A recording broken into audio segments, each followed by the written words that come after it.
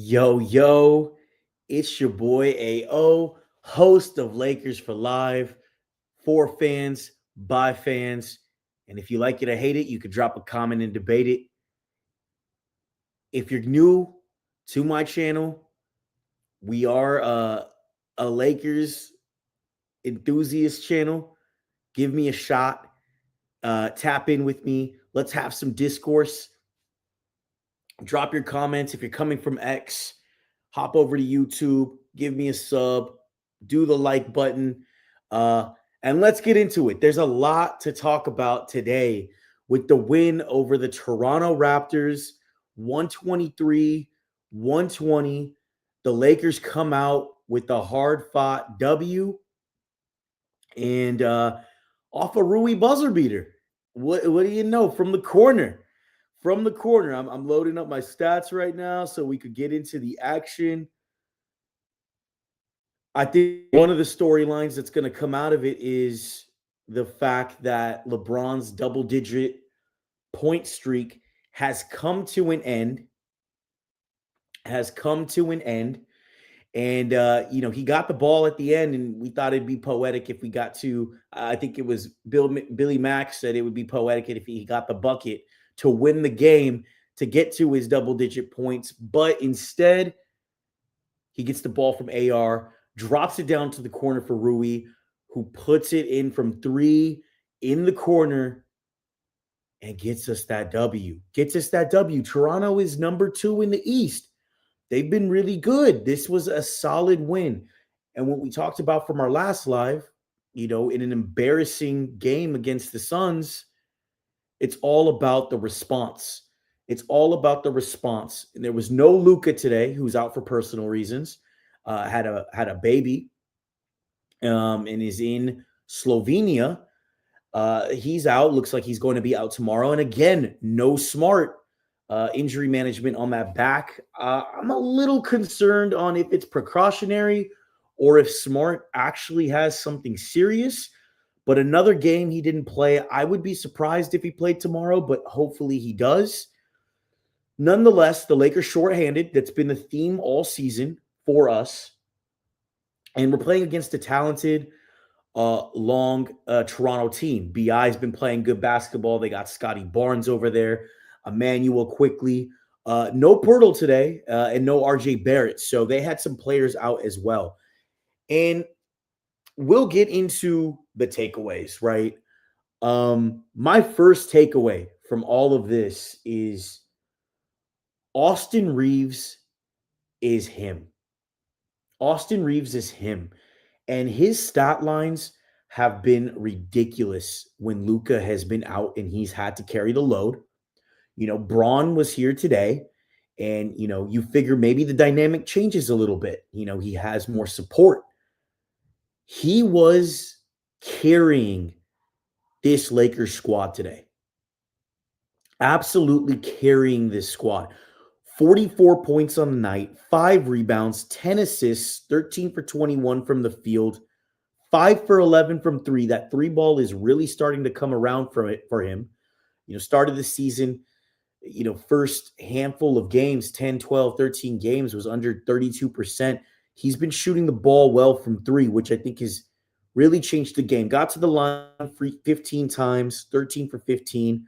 5 turnovers on the night, but I'm going to let that slide because this man was literally carrying the offense, and if he didn't play or have the ball in his hands, I don't know where this game could have gone. So I'll excuse the 5 turnovers for tonight. We only had 11 on the night, which is huge. We'll draw on that in just a second. But Austin was the lifeline today. That's a huge stat line, a 40-point double-double. LeBron is playing, and he just continues to prove why he's having an all-star year. He's a top 25 player in the NBA right now. You can debate me on it. And please, if I have a take, like it or hate it, drop a comment and debate it. Hop over on YouTube, drop your comments. I'll make sure I respond to them, shout you out, and we'll have a discussion. But in my opinion, he is an all-star right now, and I think he's a fringe third-team All-NBAer, which is unreal to be a third-team All-NBA player and potentially be the most improved player in the league. But for those who are saying he's not a standalone player, or word across the league, he doesn't get the respect on his name. This should show everyone, if this man had his own team, I don't know how far he could take them, but he's going to put up numbers and he's going to get his teammates involved too. He's a bona fide elite offensive player, um, who I think has improved in terms of defense. He has the will, but we saw a number of charges that he took today that were pivotal for the game. And those were those hard-nosed plays that got him that pedigree early on in his Lakers tenure. And we got to see it in full display today. Taking charges, just really controlling and commanding the game. And it's been awesome to see, a true bright spot. I don't know where this franchise would be really without Austin Reeves developing the way he has.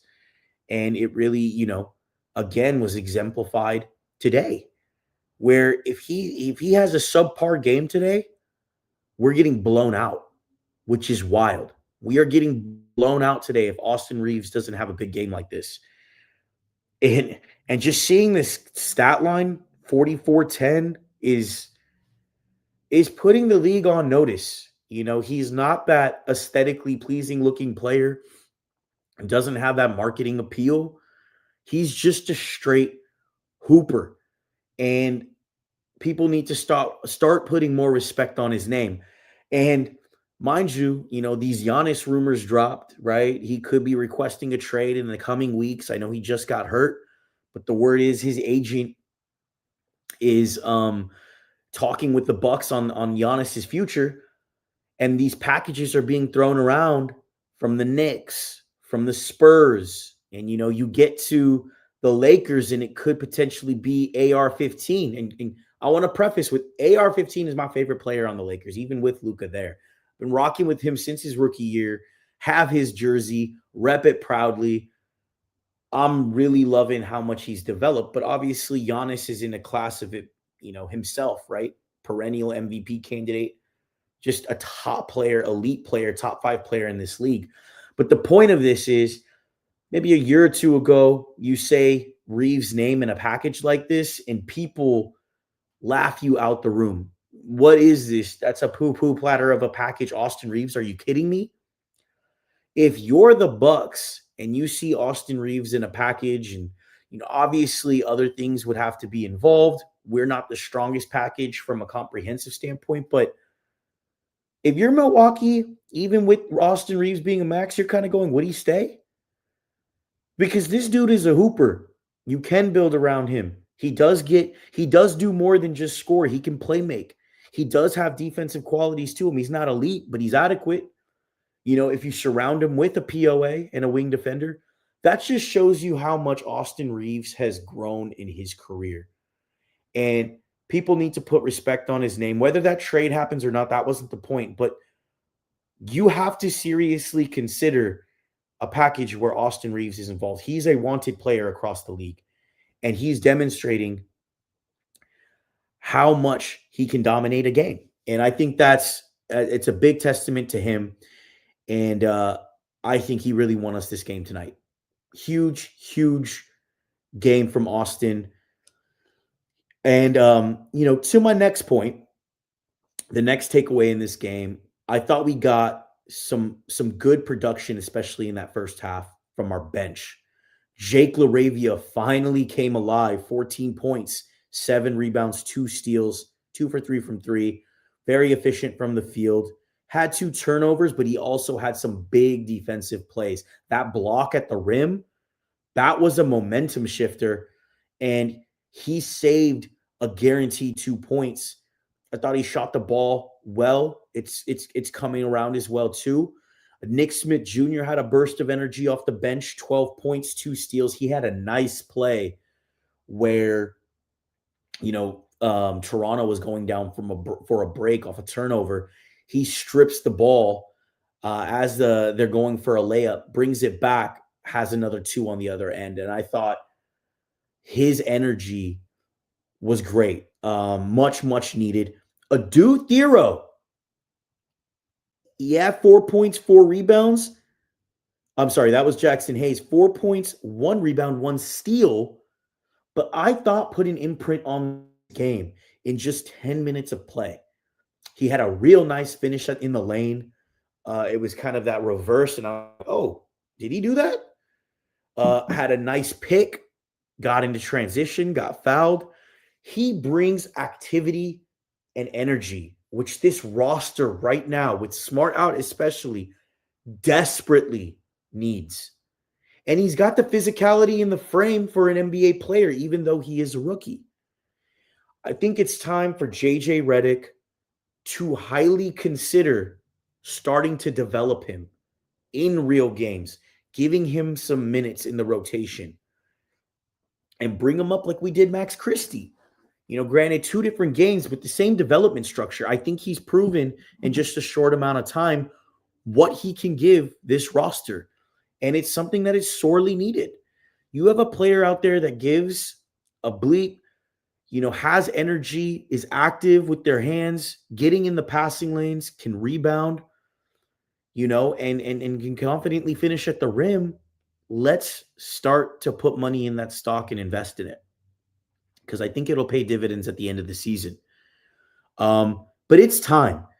It's time. And that takes me to my next point to kind of parlay that is you got guys like Gabe Vincent out there, 25 minutes today, 5 points, 2 rebounds, 4 assists, a steal, and a block, 2 for 8 from the field. Was a net 0 on the night. JJ has an affinity for Gabe. He's tiny. I don't think his defense is that impactful due to his size. And I think there is room to give a guy like Adu some minutes instead of a Gabe. And, granted, we don't have Smart right now. I thought Nick Smith Jr. played better than Gabe. Gabe fouled out today, 6 personal fouls. I've come to a point where I don't think we're ever going to get Miami Gabe. That's kind of out the window. And, if we get some semblance of Miami Gabe, great. But it's been how many years? And he hasn't come around. 1 for 5 from 3 tonight. I don't think we're going to risk anything if we play Adu some more minutes at the expense of Gabe's minutes to have player development, a player that could have potential. Because Gabe, he was just doing some boneheaded stuff today. I mean, there's games where he's knocking down the 3 or looks good, but I just don't think he's that impactful. But JJ has an affinity for him. He has affinity for him, an affinity for Rui. And until we pull off a trade later in the year, or JJ decides to play guys like Adu and Marcus Smart comes back, Marcus Smart's minutes were dwindling, while Gabe was solidifying himself in the rotation, which I think is crazy because if you look at the net rating numbers, our lineups are ridiculous when Smart is there, and our net rating is he's in the lineups where the net rating is at the top. And him kind of plateauing on minutes, I think, is a bit strange too. But did not really feel Gabe's game today. Which leads me into my next point of just overall team defense. We gave up 120 on the night. But this defense, and again, this was a great win, exciting. We commanded the game and had some sizable leads at times, which is crazy for a team that's number 2 in the East playing good basketball. But what gives these leads away is the sheer fact that this team does not have the personnel and just doesn't really dig in on the defensive end. They don't have personnel that's going to dig in on the defensive end. I thought Rui, outside of that buzzer beater 3, was horrific on the defensive side of the ball. Backdoor cuts, can't stay in front of his man, especially a 3. We know this, right? He's just not good. Ayton is a player that can help support a defense in the paint if he had actual pressure on the perimeter. He's not an anchor defensively.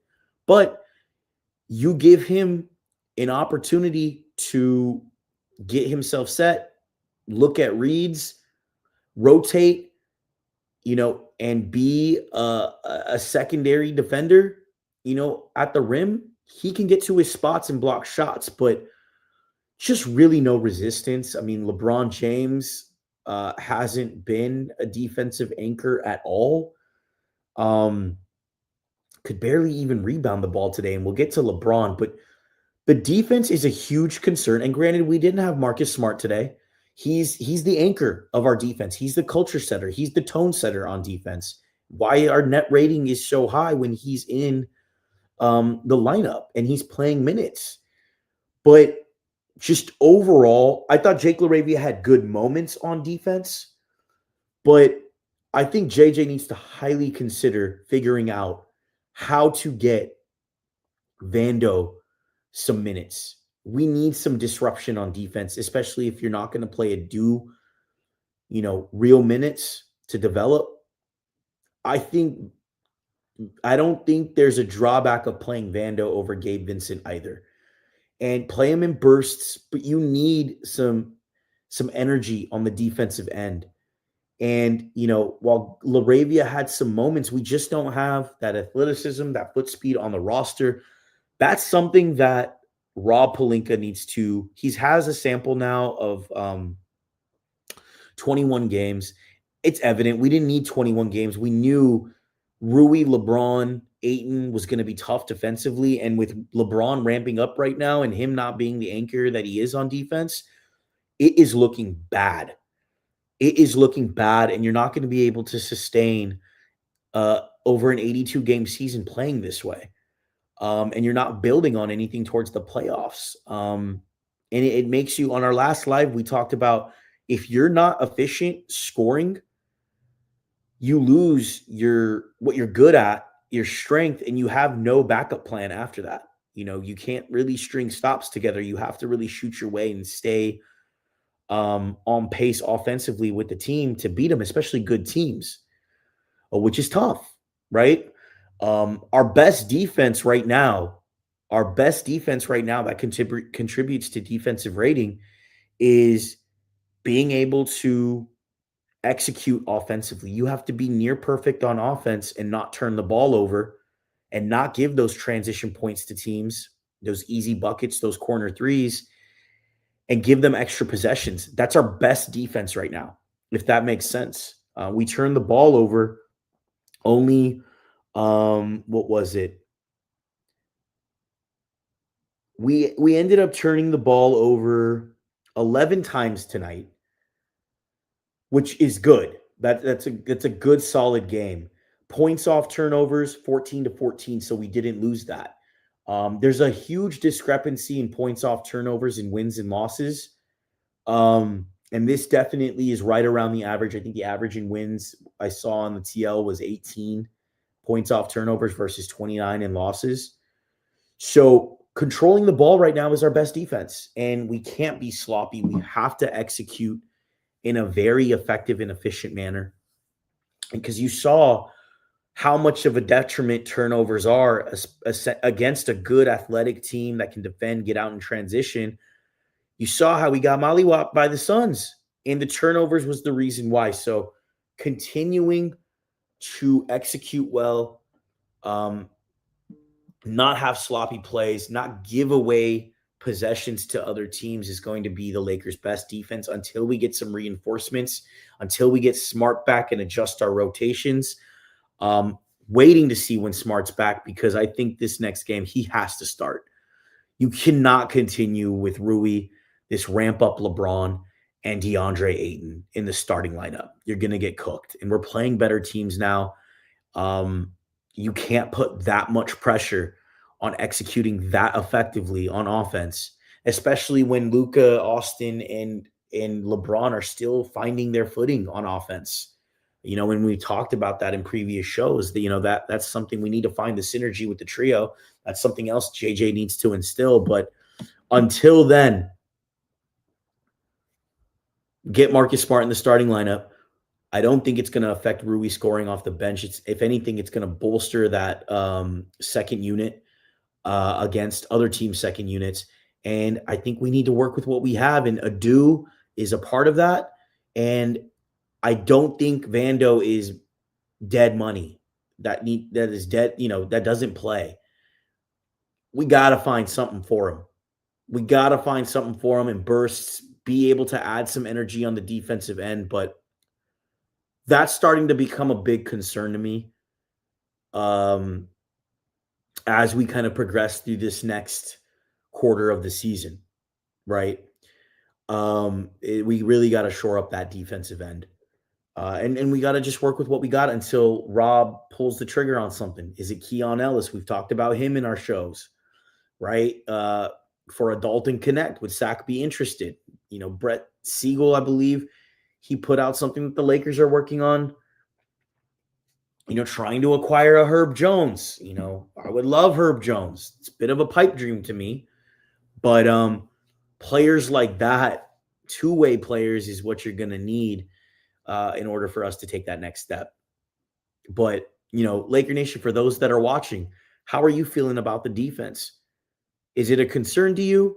Do you feel like the offense is enough to keep getting away with games all season? But if you have any feedback before we get to my last point on today's game, drop the comment, please. But moving to my last point, it was interesting with no Luka and just having AR and LeBron, and we know their chemistry. They've gotten a lot of reps with each other. They're very comfortable playing alongside each other. How that would maybe affect LeBron's offense. And I was, thinking of it would affect his offense maybe in a positive way as the synergy gets built between Luka, Reeves, and Braun. He was good with the playmaking today. I think, he used the IQ to get to spots, to draw the defense. You saw some easy lobs that he got for DeAndre Ayton, some threes for Jake LaRavia. Just overall, being that elite playmaker that he is, was on full display today. 4 for 17 from the field. Again, it's his sixth game, so let's preface with that. But you can tell this ramp up is going to take a lot longer than what we've seen in previous years when he's come back from injury, because he does not have any lift right now. There's explosiveness in bursts when someone else is creating offense kind of for him and he's off ball. But for him to create a shot looked very difficult tonight. He had to put in a lot of work. There were a lot of threes that were put up that were just kind of settling, right? He went 4 for 17 from the field today, 8 points on the night, even only had 6 rebounds. And he's a high-level rebounder. He's just, again, that lift is not there. And I am concerned, and then again, he could drop a 40 ball tomorrow against Boston and be back. But the scoring from LeBron, especially with Luka out today and him having, a real opportunity to work in that two-man with Austin and not being able to produce, is concerning. It's something we got to continue to monitor and see if, it's just something where he needs his legs and it'll come around, or is this kind of an issue, right? Because offensively, he was an absolute non-factor today. He has pedigree, obviously. It's LeBron James, so he's still drawing defenses, which allowed him to play make. But in terms of we need to go get a bucket, it's down the stretch. Like, it's Austin or nothing tonight, right? So something I'm looking out for. I hope he has a better game against Boston. We're going to need it. They are a scrappy team. They have Derek White, who's most likely going to be on Austin Reeves. They have Jaylen Brown, to kind of foreshadow into the next game. They have Jaylen Brown, or he may not play. He didn't play tonight. He may play on the back-to-back tomorrow, which I would expect. But it's going to be tough for Austin Reeves, and he's going to need support from the scoring side, especially with our defense the way it is, right? So I'm hoping LeBron, has a game where he's back in rhythm. I think having a game back to back is actually advantageous for him. The rest at this point in his career may not be the best. Hopefully, this helped him, kind of work into a rhythm and he keeps it going tomorrow. But we're going to need scoring from him. Um, the bigs aren't great in Boston. So I'm expecting DeAndre Ayton to continue his play. He had another efficient night, 8 for 11, 72% from the field, 17 points, 8 rebounds, 2 blocks. He had a great first half. He was just getting gimmies because Austin and Luka were drawing the defense over, and he was just getting dunks under the basket. And he has that soft touch from about 5 to 8 feet. I think we got away from him a little in the second half. And overall for the season, I feel like he's been underutilized. But I'm hoping he has a big game, a 20 and 10 type of game tomorrow. Austin is going to need to lean on him in the PNR as a scoring threat. And we hope LeBron James, gets loose a little bit, gets loose and can be a real threat on the offensive end. But good response from the Lakers today. We came out with the W. We were controlling the game. Leads up to about 13 at one point, 8 in another point in the game. But that defense is going to continue to be our Achilles heel. We'll continue to monitor Marcus Smart. Hopefully he comes back tomorrow. And to finish off this road trip. But the defense will continue to be a concern. If no Luka, all signs point to Luka not playing tomorrow. So we're going to need some big offensive games, and LeBron James is a big part of that. He's got to help take over and be a release valve for Austin and be a threat, on ball as well too, whether it's a pass, getting to the lane, getting to a midi, hoping he doesn't settle for the 3 ball, let that come in fluidity and in rhythm of the offense. Right. But it's going to be a tough game tomorrow. Boston's going to be a tough game, but we come out with the win against Boston. I think we're back on track. They got to you can't come out disengaged like you did against Phoenix. So we will see what team we get tomorrow against Boston. Celebrate the win tonight. Rui got the buzzer beater. And again, on a side note, this is a new channel. You're seeing it getting built from the ground up. I'm not a big influencer. I'm not Jovan. I'm not Trevor. I'm not Roger Chupalu. All guys I respect and have spoken to. But we're building a new channel. This is for fans. This is by fans. We're going to overreact some games. We're going to be highly euphoric other games. And we're going to say it what it is. I don't keep it PC. I could come off pessimistic. But again, we're trying to build a community here. I do 1-minute hitter game recaps after the game. But tap in with me. Subscribe to the channel. Hit that like button. And shoot the comments my way. Whether it's on X at World of AO or YouTube at Lakers for Lifers. Hit the comments. I engage with everyone. And I am not a guru of the Lakers. I just love the team. I've been following them for 2 decades. And I love just talking Lakers basketball. Whether we agree or disagree, let's have discourse. Let's create a cool community. So tap in on the next game. Go Lake Show.